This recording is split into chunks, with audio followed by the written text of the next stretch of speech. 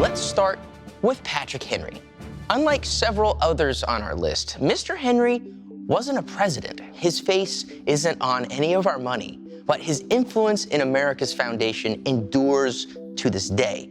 And no, he wasn't a deist, an atheist, or like a Buddhist. Like most of our founding fathers, this guy was a devout Christian through and through. Patrick was born in Virginia, the son of a farmer. Though he was raised an Anglican, he was influenced by revival preachers like Samuel Davies, who taught him that salvation was not about only saving one's own soul, but also about improving society.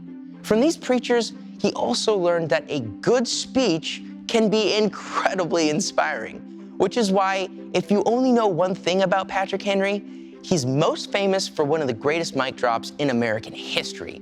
Give me liberty or give me death. But there's so much more to that story too.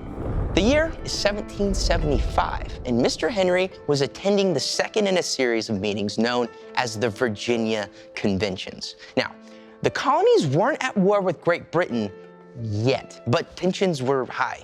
Believe it or not, many political leaders of the day still were trying to make peace with Great Britain, but not Patrick Henry, not by a long shot.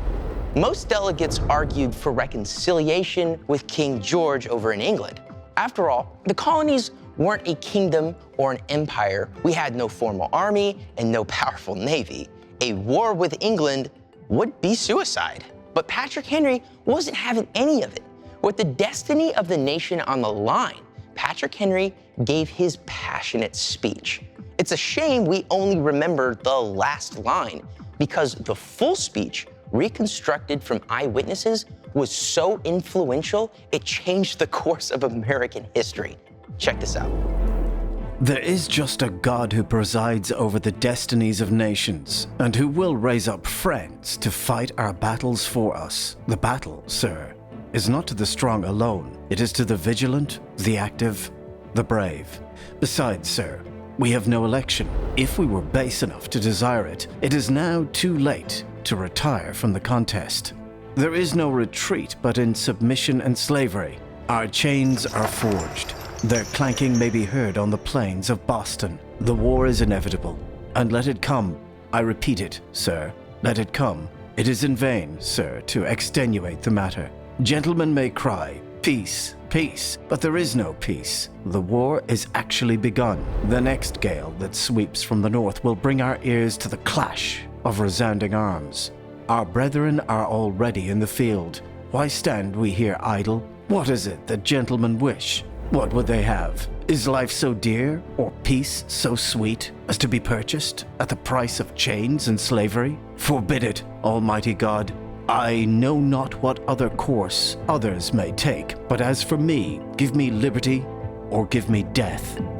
This speech landed like a fiery revival sermon. Needless to say, the convention was swayed. After Thomas Jefferson gave his support, a resolution was passed and Henry was appointed the leader of a new committee that would prepare the Virginia militia for combat.